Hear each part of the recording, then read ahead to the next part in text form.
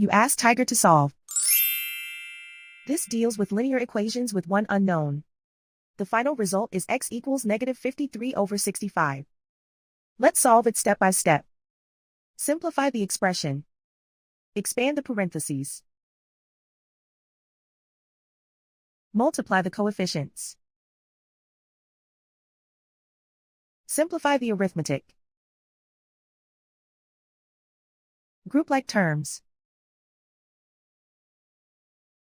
Simplify the arithmetic. Group all constants on the right side of the equation. Subtract 53 from both sides. Simplify the arithmetic.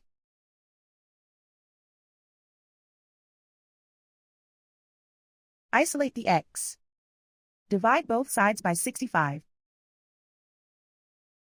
Simplify the fraction. And so the final result is x equals negative 53 over 65.